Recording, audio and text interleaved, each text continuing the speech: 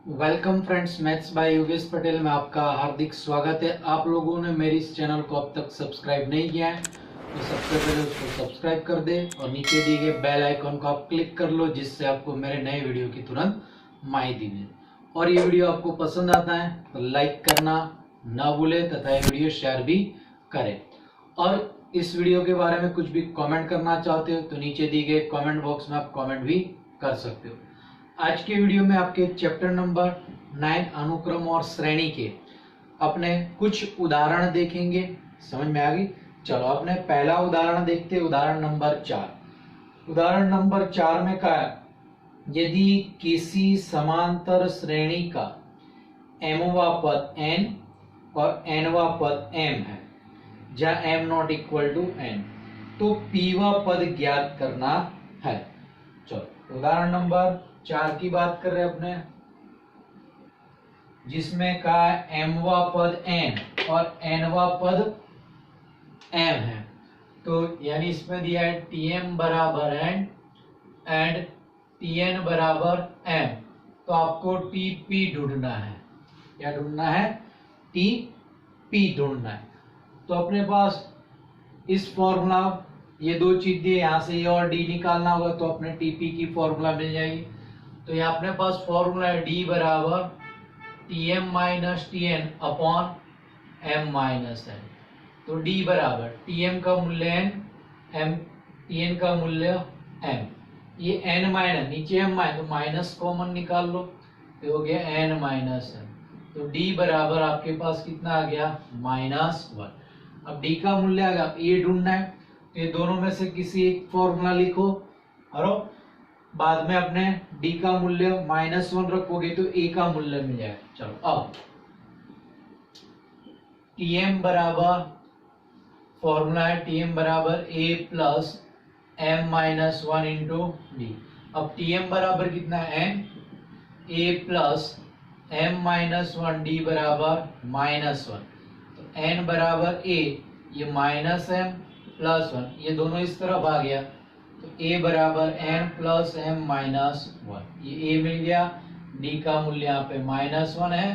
तो अब tp बराबर a plus n p minus 1 into D. चलो a का मूल्य है n plus m minus 1 plus p minus 1, D बराबर कितना है? -1। तो n प्लस m माइनस 1, ये माइनस से बढ़े तो minus p minus minus plus 1, तो -1 प्लस 1 कट गया तो n plus m minus p, ये टीपी का आंसर है। अब अपने देखेंगे उदाहरण नंबर 5। देखो उदाहरण नंबर 5 में कहा है, यदि किसी समांतर श्रेणी के n पदों का योग np plus 1/2 n into n minus 1 q, जहाँ p और q अचर है, तो इसका सार्वअंतर ज्ञात करना है, यानी d ज्ञात है। अब अपने पास n पदों का योग का सूत्र दिया है, Sn बराबर np plus 1/2 n into n minus 1 q दिया है। तो आपको श्रेणी का सार्वअंतर d ढूंढना है।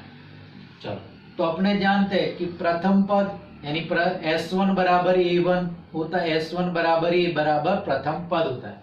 चलो तो S1 बराबर A, तो इसमें S1 बराबर A होता है, तो देयरफॉर A बराबर, अब इसमें क्या कर दो? n बराबर 1 रख दो, तो ये P plus 1/2 1 into 1 minus q, ये 1 माइनस 0 हो गया तो a बराबर p, यानी आपका ये t1 हुआ प्रथम पद।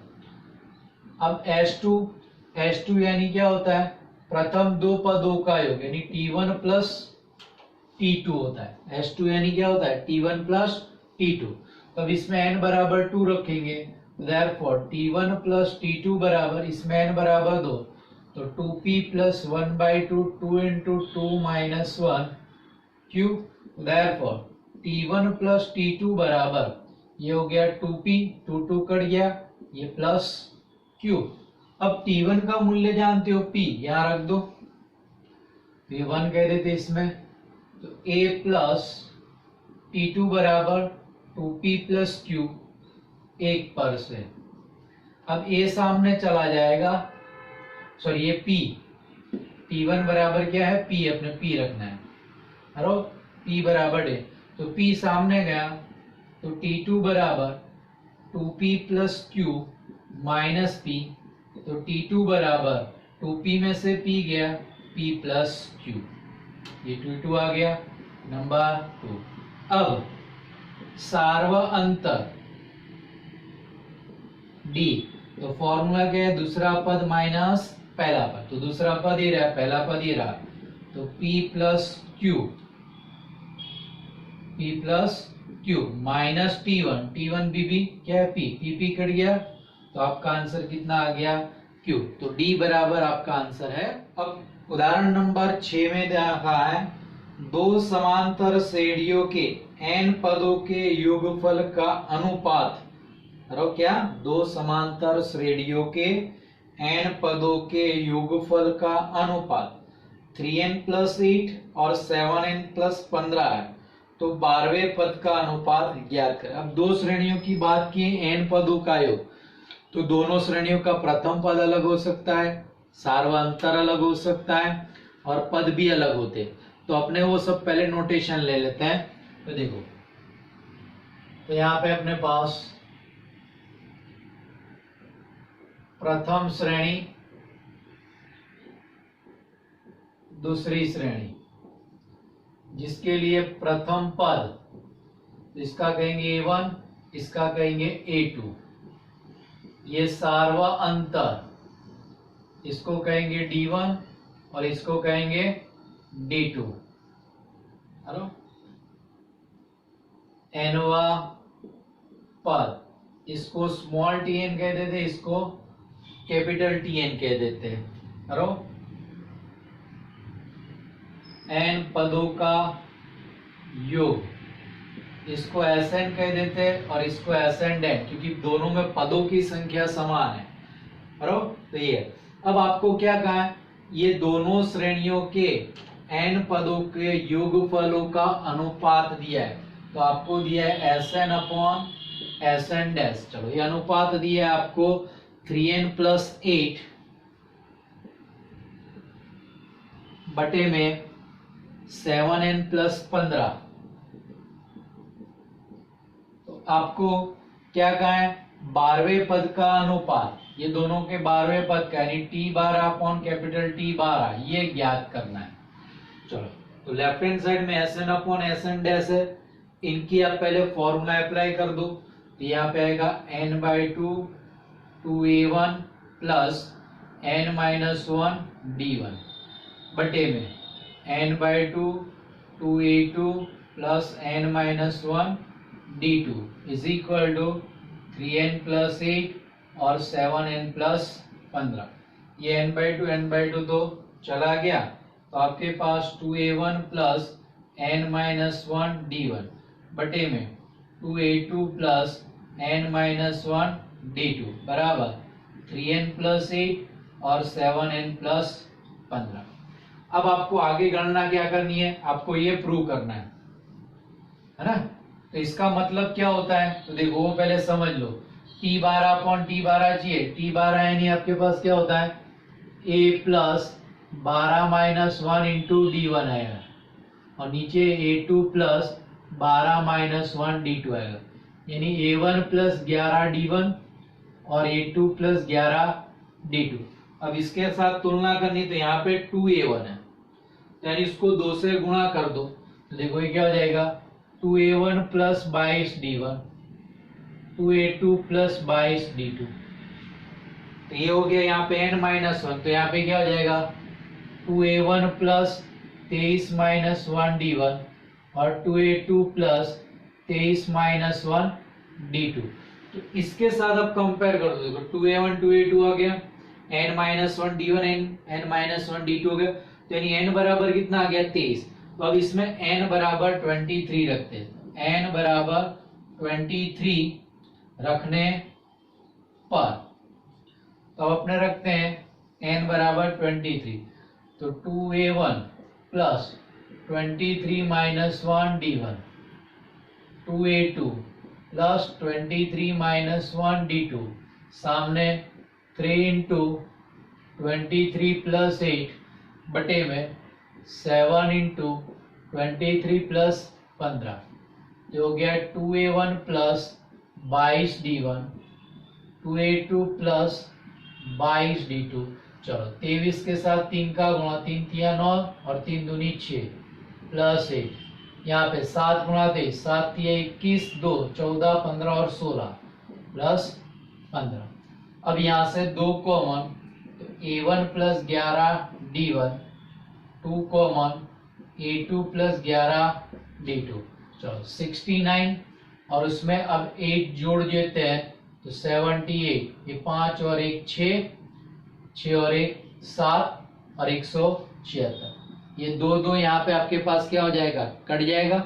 अब ये देखेंगे A1 प्लस 11 D1 यानी 12 माइनस 1 D1 और A2 प्लस 12 माइनस 1 D2। अब 78 अपॉन, हरो ये जो है पद आप काटोगे तो 7/16 आएगा। कितना आएगा, 7/16। 11 से भाग चल रहा है इसको, कितने से, 11 से भाग चलेगा। तो ये आपके पास क्या हो गया, T12 upon capital T12 is equal to 7/16, जो आपको ढूंढना था कि भाई इसका आंसर क्या आएगा। चलो उदाहरण नंबर 7 में कहा, एक व्यक्ति की प्रथम वर्ष में आय 3 लाख रुपये है तथा उसकी आय 10,000 रुपये प्रति वर्ष 19 वर्षों तक बढ़ती है, तो उसके द्वारा 20 वर्षों में प्राप्त आय ज्ञात करनी है। यानी उसने क्या कहा कि उसका भाई प्रारंभ में जो है 3,000 रुपये उसका पगार है, ऐसा समझो कि उसका सैलरी 3 लाख की प्रारंभ में पगार, और प्रति माह उसमें क्या होता है 10,000 रुपये बढ़ता है। तो आपको क्या है 20 वर्ष में अंत में उसके पास कितने पैसे जमा हो गए हुए वो ढूंढना है। तो यानी प्रारंभ में पद दिया है, यानी वो ए दिया है, ए बराबर दिया है 3 लाख, और 10,000 प्रति माह बढ़ता है तो वो डी दिया है, और आपको 19 सालों के 19 वर्ष तक बढ़ती है, तो 20वें वर्ष में उसके प्राप्त ढूंढना है, तो एस 20 ढूंढना है। चलो तो एस एन बराबर n/2 2a plus n-1 into D रख दो, एस 20, तो 20/2 2 into 3 lakh plus 20 minus 1 D बराबर 10,000 इज इक्वल टू 10, ये 3 दूनी 6 लाख प्लस ये 19 और ये 1000 है तो पीछे 1,90,000 हो जाएगा। चलो इनका जोड़ करो तो 10 गुणा 7,90,000, तो ये 79 lakhs करो, तो इसका 20 साल में उसका कितना कुल धनराशि होगी, 79 lakhs, इतनी उसकी धनराशि होगी। अब अपने उदाहरण नंबर 8 देखते हैं।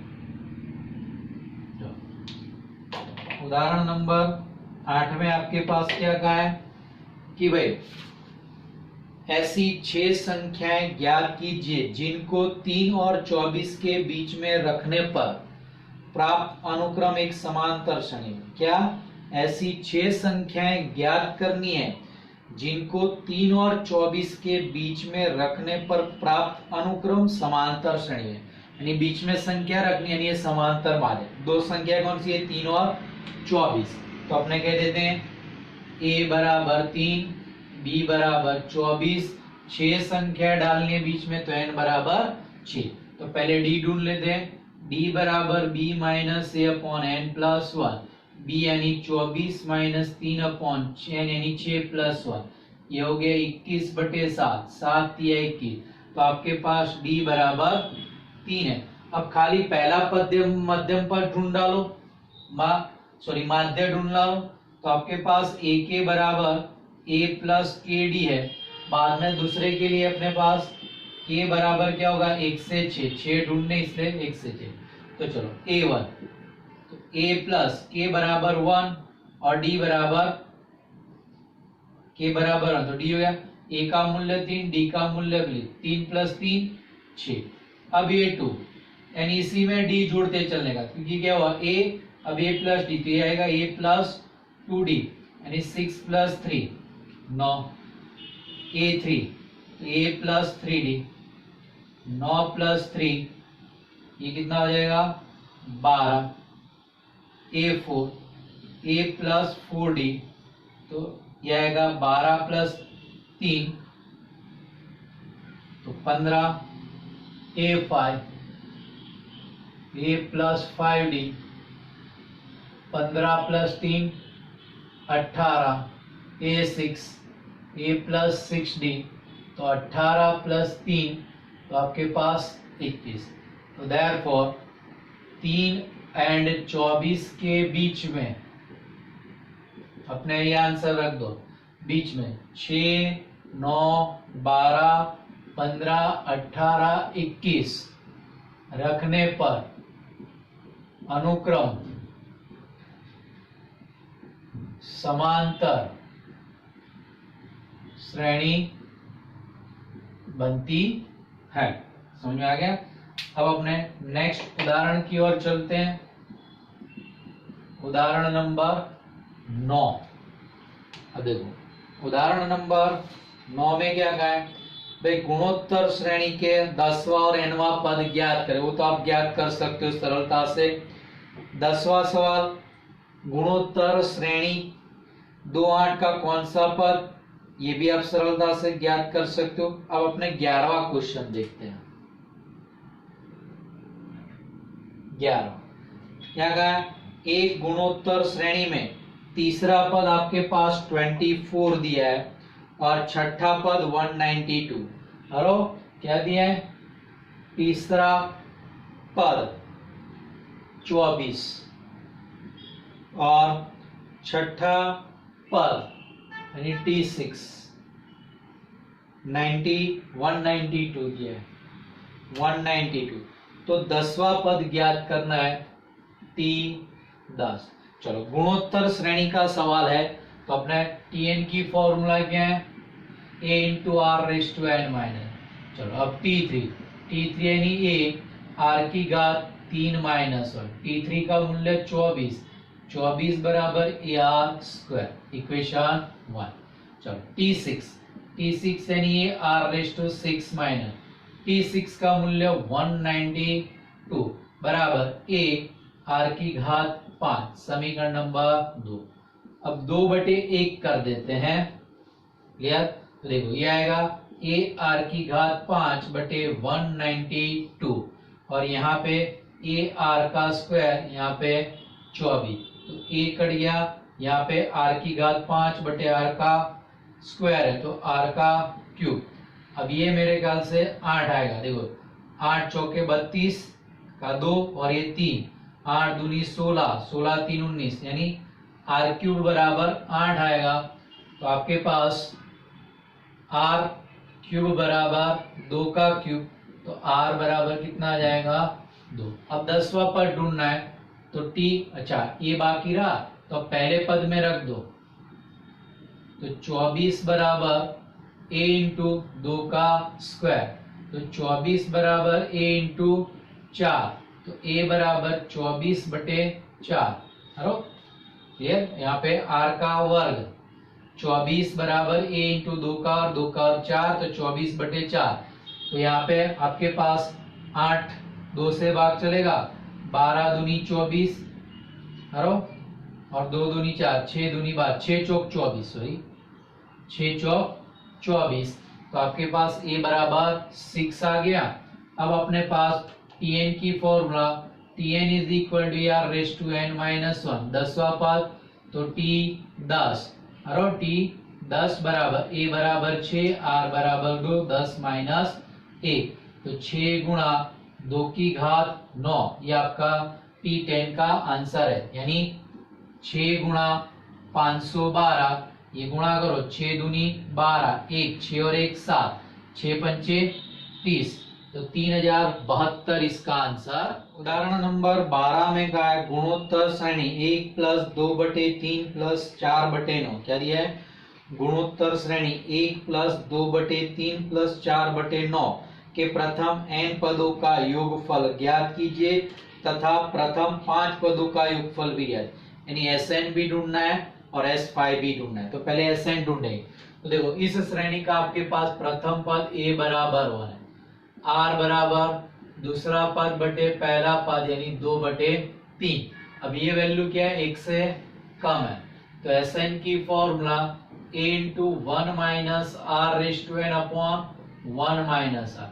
तो Sn बराबर a बराबर 1 minus 2/3 की घात n नीचे 1 minus 2/3। तो Sn बराबर ये लसा लेंगे 3, तो 3 minus 2/3 1 minus 2/3 की घात n, ये 3 ऊपर चला जाएगा तो Sn बराबर 3 और 3 minus 2 कितना होगा? 1, तो 3 into 1 minus 2/3 की घात n, ये इसका Sn है।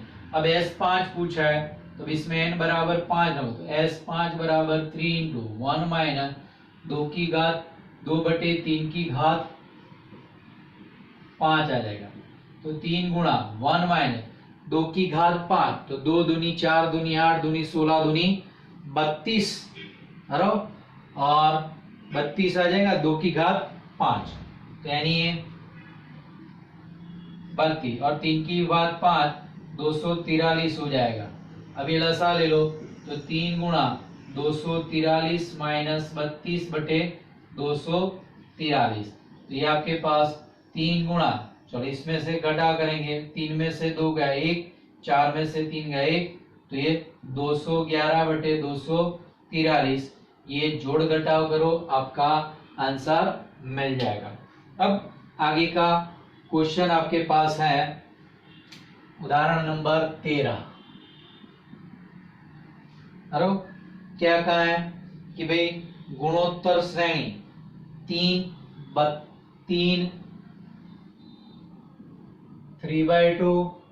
3/4 डॉट डॉट डॉट के लिए कितने पद आवश्यक है ताकि उनका योगफल दिया है, योगफल यानी Sn दिया है, Sn बराबर 3069 बटे 512, तो n आपको ढूंढना होगा। तो आपको यहाँ पे n का मूल्य ज्ञात करना है।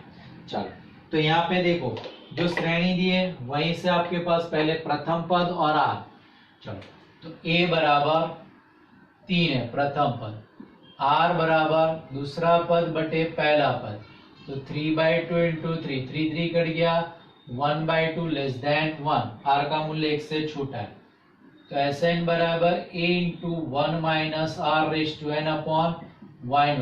अब Sn का मूल्य रख दो 3069 बटे 512, a का मूल्य 3, 1 minus r rest to n, तो r है 1/2, 1/2 रेस्ट टू n और नीचे 1 माइनस 1/2, ये 3 लेफ्ट हैंड साइड में लाएंगे, तो 3069 बटे 512 बटे में 3 आ गया बराबर। अब नीचे ऊपर हो गया 1 माइनस 1/2 रेस्ट टू n, नीचे लसा लिया 2 माइनस 1/, ये 2 ऊपर चला, ये 3 यहाँ पे कटेगा, देखो तो 10 3 दूनी 6 3 तिया 9 बटे में 512 बराबर, ये 2 ऊपर चला गया, तो 2 into 1 minus 1/2 rest to n। अब 2 भी इस तरफ आ जाएगा, तो यानी 1023 बटे 512 गुणा 2 बराबर 1 माइनस 1/2 रेस्ट टू n, तो ये आपके पास बन गया 1023 बटे 1024 बराबर 1 माइनस 1/2 रेस्ट टू, ये दोनों को इंटरचेंज करो, तो 1/2 रेस्ट टू n बराबर 1 माइनस 1023/1024। अब ये लसा लो, तो 1/2 रेस्ट टू n बराबर 1024 लसा लिया, तो 1024 माइनस 1023, तो 1/2 रेस्ट टू n बराबर 1/1024, यानी ये हुआ 1/2 की घात n बराबर 1/2 की घात 10 हुआ। क्लियर? क्योंकि 2 की घात 10 यानी 10 1024 होता है, इसलिए n बराबर आपका आंसर कितना आ गया? 10 इसका आंसर है।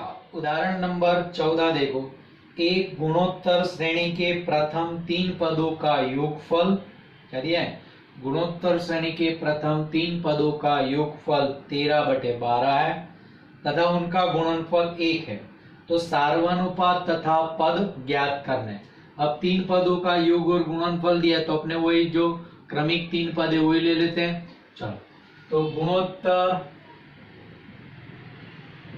श्रेणी के 3 क्रमिक पद अपने लेते a/r, a और ar है।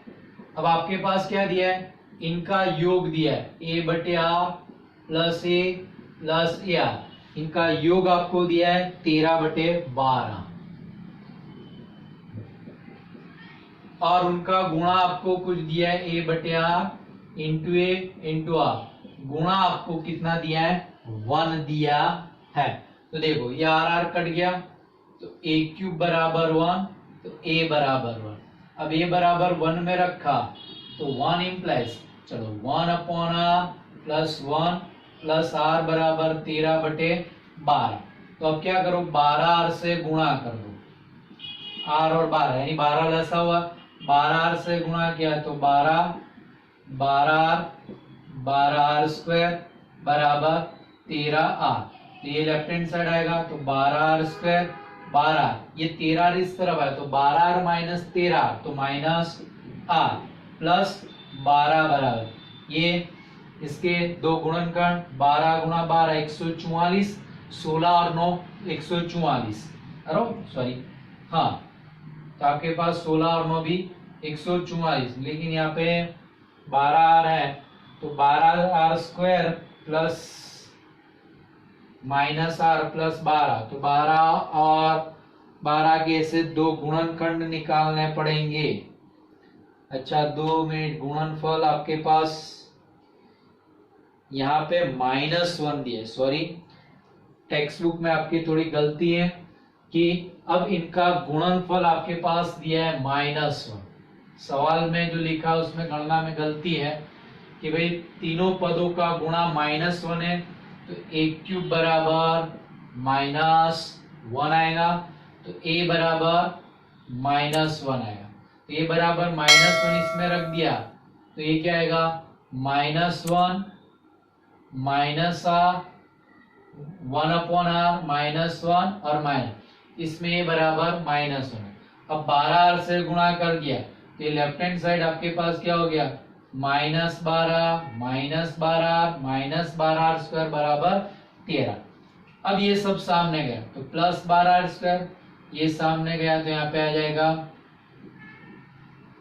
प्लस 25r, ये सामने गया प्लस 12 बराबर 0। तो 12 गुणा 12 144, जिनका जोड़ 25 हो तो 16 और 9, तो यहाँ पे 12r square plus 16 plus 9r plus 12 बराबर 0। पहले दो में से 4r कॉमन, 4 तिया 12 और 4 गुणा 4 16, ये पीछे वाले में से 3 कॉमन, तो 3 तिया 9 और 4 तिया 12 बराबर 0, तो 3r प्लस 4 बराबर 0 और 4r प्लस 3 बराबर 0। तो यहाँ पे आपके पास r बराबर बनेगा -4/3 और यहाँ पे r बराबर -3/4। तो अपने आंसर लिखते हैं, चलो a बराबर -1 और r बराबर -4/3, तब चलो a तो माइनस है, r भी माइनस माइनस प्लस, लेकिन r ये 1/r उल्टा कर दो तो ये क्या हो जाएगा? 3/4, a -1 r दोनों का गुणा तो माइनस माइनस प्लस, तो कितना हो जाएगा? 4/3। अब a बराबर -1 r बराबर -3/4, तब खाली पद को उल्टा लिख दो, 4/3 -1 3/4, बराबर। तो आपके उदाहरण नंबर 14 में टेक्स्ट बुक में जो सवाल लिखा हो वहां पे गलती है, करेक्शन कर लेना। क्या सवाल है? एक गुणोत्तर श्रेणी के प्रथम 3 पदों का योगफल 13/12 और उनका गुणनफल 1 लिखा है, 1 नहीं आएगा, कितना आएगा -1। बराबर। चलो अब उदाहरण नंबर 15 है, वैसे अपने 2 सवाल कर लिए। बराबर। उसमें यहाँ पे 7 77 3 बार 7 4 बार 7 पदों का योग ढूंढना है। अपने यहाँ पे स्वाध्याय प्रश्नावली 9.3 में 8 2 बार 8 3 बार 8 का किया है, और प्रश्नावली 9 में 5 2 बार 5 3 बार 5 का सवाल किया। तो इसी तरह ये 7 का सवाल है, आप कर पाओगे। बराबर। चलो अब उदाहरण नंबर 17 देखो, ऐसी 3 संख्याओं को ज्ञात कीजिए, या ऐसी 3 संख्याओं को ज्ञात कीजिए जिनको 1 और 256 के बीच में रखने पर प्राप्त अनुक्रम और गुणोत्तर श्रेणी बनती है। तो 2 संख्याएं रखनी है, किसके बीच में? 3 संख्याएं रखनी है ए और बी के बीच में, यानी गुणोत्तर माध्य का सवाल। तो देखो 70वें में उदाहरण नंबर ए बराबर 1 बी बराबर 256 और कितने रखने हैं? एन बराबर 3। तो पहले अपने गुणोत्तर माध्य के लिए आर ढूंढ लेते हैं। तो आर का फॉर्मूला आपके पास है आर बराबर बी बाय ए की घात 1/n+1। तो आर बराबर बी यानी 256 बटे 1/3+1। तो आर बराबर 256 की घात 1/4। ये 256 किसका चतुर्थ मूल है? 4 का। तो आर बराबर 4। तो अब इसका गुणोत्तर माध्य जी के बराबर ए आर रेस टू के। तो पहला ढूंढ लो G1 ए बराबर 1 आर सॉरी यानी ए के आ जाएगा। चलो आर बराबर के बराबर 1 रखा तो ए बराबर 1 आर बराबर 4, तो ये हो गया 4। G2 तो अब इस ए आर स्क्वायर यानी ये 4 गुणा फिर से आर से गुणा कर दो 4, तो कितना हो गया 16। A3 तो ए आर क्यूब ये 16 गुणा 4 64 हो गया। तो देयरफॉर ये 3 संख्या इसके बीच में रखी जाएगी तो गुणोत्तर श्रेणी बनेगी। तो देयरफॉर 1 तथा 256 के बीच में 4 16 64 रखने पर गुणोत्तर श्रेणी बनेगी। क्लियर हो गया। अब आपका उदाहरण नंबर 16 देख लो। चलो उदाहरण नंबर 16 में कहा एक व्यक्ति की 10वीं पीढ़ी तक पूर्वजों की संख्या कितनी होगी। 10वीं पीढ़ी तक पूर्वजों की संख्या, टोटल पूर्वजों की संख्या ढूंढनी है, यानी S10 ढूंढना है। कितना ढूंढना है? S10। 10वीं पीढ़ी तक पूर्वजों की संख्या कितनी होगी, जबकि उसके 2 माता पिता, 4 दादा दादी, 8 पर दादा दादी तथा आदि। बराबर 2 माता पिता, फिर 4 दादा दादी और 8 पर दादा दादी तथा इसी तरह आगे चलता रहेगा। तो यानी शुरुआत में दिए कि 2 माता पिता, उसके बाद 4 दादा दादी, उसके बाद 8 इस तरह दिया आपके पास इस तरह 8 फिर दादा पर दादी पर दादा और पर दादी, इस तरह श्रेणी दिए। तो आपके पास दूसरी श्रेणी और श्रेणी आपके पास यहाँ पे 2 4 8 डॉट डॉट डॉट। तो यहाँ पे आपके पास देखो ए बराबर कितना है 2, आर बराबर 4/2, तो आर बराबर 2 ग्रेटर देन 1 है। तब Sn की फॉर्मूला लगा दो। Sn बराबर क्योंकि 2 4 ऐसे बढ़ रहा है यानी ये क्या है? गुणोत्तर श्रेणी है। चलो तो Sn बराबर a into r raise to n minus 1 बटे r माइनस। तो S 10 a बराबर 2 r बराबर 2 n बराबर 10 माइनस 1 2 माइनस है तो 2 गुणा ये नीचे हुआ 2 की घात 10 यानी 1024 माइनस 1 तो 2 गुणा 1023। चलो 3 दूनी 6 2 दूनी 4 10 दूनी 20 तो 2046। तो यानी 10वीं पीढ़ी में पूर्वजों की संख्या 2046 होगी। उदाहरण नंबर 18 ऐसा दिया है कि भाई दो धनात्मक संख्याएं a तथा b का समांतर माध्य तथा गुणोत्तर माध्य क्रमशः 10 और 8 है, तो वो संख्याएं ज्ञात करें, यानी a और b का मान ज्ञात करें। तो दो धनात्मक संख्या a और b का समांतर माध्य a बराबर 10 तथा गुणोत्तर माध्य g बराबर 8, तो a और b ढूंढने, तो दोनों की फॉर्मूला, चलो समांतर माध्य a बराबर a प्लस b बाय 2, तो यहाँ से a प्लस b बटे 2 बराबर 10, तो हो गया a प्लस b बराबर कितना हो गया 20, तो यहाँ से b बराबर 20 माइनस है, इक्वेशन नंबर 1। अब g बराबर, आपके पास फॉर्मूला है g बराबर under root of a b, यानी 8 बराबर g का मूल्य कितना है 8, और g 8 बराबर रूट ए बी, वर्ग कर दिया तो ए बी बराबर 64। समीकरण 1 यहाँ पे उपयोग कर लो, तो a इंटू 20 माइनस ए बराबर 64, 1 पर से हमने 1 का उपयोग कर दिया, तो हो गया 20a माइनस ए स्क्वायर बराबर 4। इसको सामने चलो, तो ए स्क्वायर माइनस 20a प्लस 64 बराबर 0। अब 64 के दो भाग करने, जिनका योग कितना हो जाएगा 20, तो 16 गुणा 4 64, यानी इसके दो गुणनखंड a माइनस 16 और a माइनस 4 बराबर 0, तो a माइनस 16 बराबर 0, a माइनस 4 बराबर a बराबर 16 और a बराबर 4, तो 1 पर से b बराबर, ये 20 माइनस 16 कितना हो गया 4 रखा, तो 20 माइनस 4 तो कितना हो गया 16। तो अभिष्ट संख्या 16 4 या तो 4 16, तो मांगी हुई संख्या क्या होगी 16 4 होगी या तो 4 16 होगी। चलो अब अपने नेक्स्ट उदाहरण नंबर आपका 22वां देखते हैं। चलो उदाहरण नंबर 22। उदाहरण नंबर 22 में आपको एक चीज दी, एबीसी गुणोत्तर श्रेणी में भी है। क्या दिया है?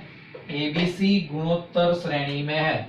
तो एबीसी गुणोत्तर श्रेणी में, तो अपने जानते हैं गुणोत्तर श्रेणी में होता है तो बीच वाले पद का वर्ग बराबर पहले तीसरे का गुणा, तो होगा बी स्क्वायर बराबर ए सी, इक्वेशन 1। आगे दिया है ए की घात 1/x बराबर बी की घात 1/x और सी की घात 1/z। ए की घात 1/x बराबर बी की घात 1/y बराबर सी की घात 1/z। तो आपको प्रूव करना है एक्स वाई जेड समांतर श्रेणी में।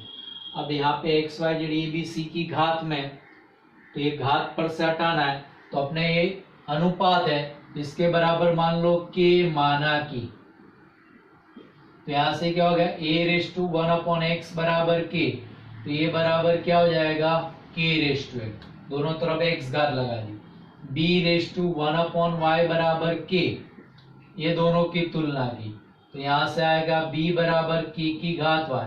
अब ये दोनों की तुलना c/1/z बराबर k, तो c बराबर k/z। ये तीनों को एक में रखने पर इसमें रख दो b स्क्वायर, तो k/y का square, a k/x, c k/z। कितना हो गया यहाँ पे k/z।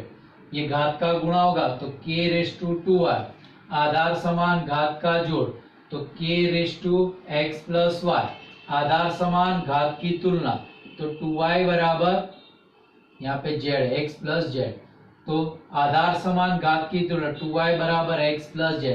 और आपको सिद्ध क्या करना था, x y z समांतर श्रेणी, तो देखो बीच वाले का दुगना बराबर पहले तीसरे का योग, तो x y z समांतर श्रेणी में हो गया प्रूफ। आपका उदाहरण नंबर 19 में दिया है श्रेणी 5 + 11 + 19 + 29 + 41 के n पदों का योगफल ज्ञात करें। तो यहाँ पे देखो 5 और 11 तो डिफरेंस है 6, लेकिन यहाँ पे कितना है 8, यहाँ पे 10, तो समांतर नहीं है। 11/5 और 19/11 गुणोत्तर भी नहीं है। तो ये सवाल ऐसा ही हमने सवाल प्रश्नावली 9 में देखा, ये समांतर भी नहीं है, गुणोत्तर भी नहीं है, समांतर समगुणोत्तर। डिफरेंस देखो यहाँ पे आपके पास सम संख्या में ये कितना डिफरेंस आया 6 का, यहाँ पे डिफरेंस 8 का, यहाँ पे डिफरेंस 10 का, यहाँ पे डिफरेंस 12 का। तो यानी ये समांतर समगुणोत्तर श्रेणी जैसा है। तो अब अपने क्या करेंगे, इसी के नीचे एस लिखेंगे, लेकिन एक पद के बाद। अब ये अंतिम पद इसका लिख दे Tn, उसके आगे वाला पद Tn माइनस 1, ये Tn माइनस 1 और ये Tn। अब इसी के नीचे एस, लेकिन एक स्टेप छोड़ के यहाँ पे लिखेंगे 5, 11, 19, 29 डॉट डॉट डॉट, यहाँ पे Tn माइनस 1 प्लस Tn।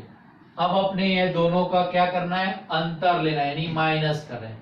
तो s माइनस एस 0, 5 माइनस यहाँ पे कुछ नहीं है 5, 11 में से 5 गया 6, 19 में से 11 गया 8, 29 में से 19 गया 10, 41 में से 29 चला गया 12, ये Tn में से Tn माइनस 1 गया, और यहाँ पे समझ लो 0, तो 0 में से गया तो माइनस Tn। तो ये Tn तक का अंतर, यानी ये आपके पास कितने पद हैं, n पद है। अब minus Tn left hand side ले आओ, तो Tn बराबर, अब यहाँ पे देखो इनका योग ढूंढना है, तो nवां पद भी ढूंढागा। लेकिन ये देखो 5, 6, 1, 6 प्लस 2 8, 8 प्लस 2 10, तो 5 में कोई संबंध नहीं है, 6, 8, 10, 12 में रिलेशन है। तो अपने 5 को अलग कर देते हैं, इतने पद n है तो 5 अलग चला गया, तो इतने पद कितने हो जाएंगे, n माइनस 1। तो Tn बराबर 5 plus 6 plus 8 plus 10 plus 12 dot dot dot रो Tn minus of Tn minus 1। ये जो चीज है वो आपका क्या हो गई, समांतर श्रेणी।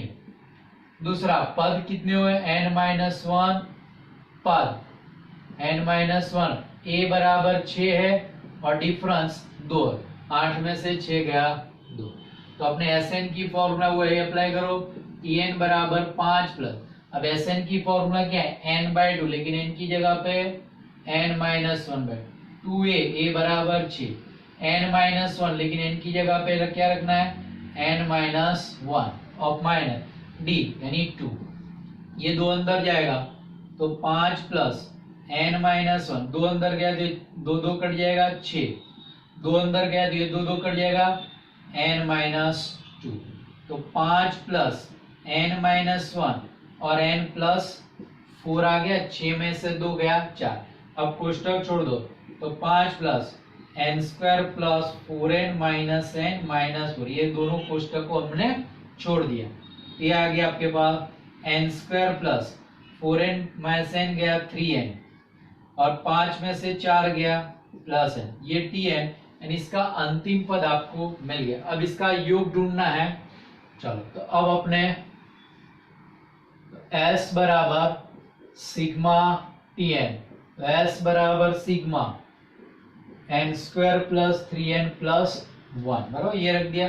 अब सिग्मा अंदर चला जाएगा, तो sigma n square plus 3 sigma n plus sigma 1। अब सबकी फॉर्मूला अप्लाई करो, sigma n square n plus 1 2n plus 1 by 6 plus 3 sigma n, तो 3n into n plus 1 by 2 sigma 1, यानी लिमिट नहीं है तो n पदों का योग, इसलिए यहाँ पे आएगा n, यहाँ पे बटे में 6, यहाँ पे बटे में 2 है, तो लसा कितना बन जाएगा 6।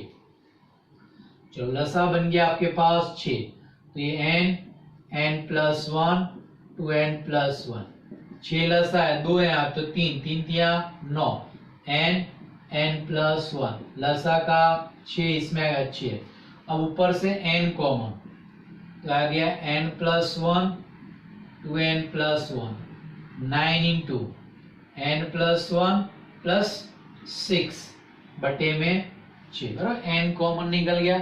अभी अपने सारे कोष्टक छोड़ दो, n इंटू ये n into 2n 2n square, n into 1 n 1 into 2n 2n plus 1 plus 9n plus 9 plus 6 और बटे में 6।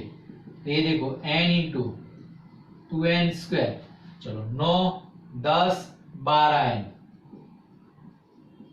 प्लस 9 6 15 15 और 1 16 बटे 6। इसमें से 2 कॉमन निकलेगा, 2n इंटू n स्क्वायर, 6 दूनी 12n 8 दूनी 16 बटे में 6। तो 2 तिया 6। अब 8 के 2 भाग करो जिनका जोड़ 6 हो, तो 4 दूनिया 4 और 2 6 हो जाएंगे। तो इसके गुणनखंड बनेंगे n इंटू n, कितना बनेगा 4 दूनिया 8, 4 और 2 तो यानी n प्लस 2 और n प्लस 4 बटे में ये बचा नीचे 3। ये n तो था, इसके 2 गुणन n प्लस 2 n प्लस 4 बटे में 3। अब आपका आंसर सही है कि गलत चेक करना है। यहाँ पे पहला पद क्या है 5, अब इसमें n बराबर 1 रखो, तो देखो ये 1 1 प्लस 2 3 1 प्लस 4 5, नीचे 3 3 3 कट गया, ये बचा 5, तो आपका आंसर 5 आ रहा है। और यहाँ पे पहला पद भी क्या है 5, तो आपका आंसर सही है। आपका उदाहरण नंबर 21 देखो, यदि किसी समांतर श्रेणी का पीवा क्यूवा आरवा तथा एसवा पद गुणोत्तर श्रेणी में हो तो दिखाइए कि P minus Q, Q minus R, R minus S भी गुणोत्तर श्रेणी में है। तो यहाँ पे समांतर श्रेणी का पद, समांतर श्रेणी टीपी टीक्यू टीआर टीएस गुणोत्तर श्रेणी में, तो अपने पहले तीनों के पद लिख देते हैं। तो देखो टीपी, टीपी बराबर क्या आएगा a plus P minus 1 into D, T Q बराबर a plus Q minus 1 into D, T R बराबर a plus R minus 1 into D, और टी एस बराबर a plus S minus 1 into D. हो गया। चलो अब ये अपने फॉर्मूला है, यहां से अपने समांतर श्रेणी की प्रॉपर्टी का उपयोग करते हैं। ये पहले पे 2 पद पे देखो, d बराबर क्या होगा TP minus T Q upon P minus Q, तो यहां से P माइनस क्यू ये आपके पास हो जाएगा कि भाई टीपी माइनस टी क्यू बराबर D into P minus Q. इसी तरह ये 2 पद से D बराबर T Q minus T R upon Q minus R, तो ये सामने चला जाएगा, तो T Q minus T R बराबर यहाँ पे D into Q minus R. अब ये दोनों पे D बराबर T R minus T S upon R minus S, तो यहां से आपके पास T R minus T S बराबर D into R minus S, ये 1 ये 2 ये 3। अब अपने पास ये गुणोत्तर श्रेणी में, तो अब टीपी टीक्यू टीआर टीएस किसमें दिए गुणोत्तर श्रेणी में, तो यहां से आपके पास क्या होगा टीक्यू अपॉन टीपी बराबर टीआर अपॉन टीक्यू होगा। अब यहाँ पे अपने पास गुणोत्तर प्रमाण का उपयोग करते, तो इसके बराबर लिख सकते TQ minus TR upon TP minus TQ. अरे गुणोत्तर का नियम जो 10वीं कक्षा में आप पढ़ चुके हो, गुणोत्तर का चैप्टर, उसका हमने उपयोग किया। तो टीक्यू माइनस टीआर, तो यहाँ पे आपके पास बनेगा D into Q minus R, और टीपी माइनस टी क्यू तो D into P minus Q, ये कट के बन गया Q minus R upon P minus Q. बराबर हमने यहाँ पे किसका उपयोग किया 1 और 2 पर से। इसी तरह हमने ये 4 पद, अब पीछे के 4 पद ले लेते हैं। तो देखो, तो फिर से अब क्या आएगा T R upon T Q, ये पहले 3 पद की बात की थी, अब अपने ये पीछे के 3, तो T Q upon T R upon T Q और T S upon T R, तो T S upon T R. फिर से गुणोत्तर प्रमाण का उपयोग करते हैं, तो आएगा T R minus T S upon T Q minus T R, T R minus T S तो D into R minus S, D into R minus S बटे में, और T Q minus T R तो D into Q minus R, तो यानी यहाँ पे भी डी डी कट गया, तो क्या हो गया R minus S upon Q minus R. यहाँ पे हमने यूज किया 2 एंड 3 पर से। तो अब आपके पास ये सबको साथ में लिख दो कि अब क्या होगा, T Q upon T P बराबर T R upon T Q बराबर T S upon T R. ये गुणोत्तर समान है, तो ये पहले दो गुणोत्तर का आंसर ये है और पीछे के दो गुणोत्तर का आंसर ये रहा। तो यानी अपने यहां से कर सकते हैं, इसको अपने नंबर देते हैं 4 और इसको कह देते हैं 5। देयरफॉर 4 एंड 5 पर से क्या हो गया, Q minus R upon P minus Q is equal to R minus S upon Q minus R. Cross करो, गुणा करो तो Q माइनस आर का वर्ग बराबर P minus Q R minus है।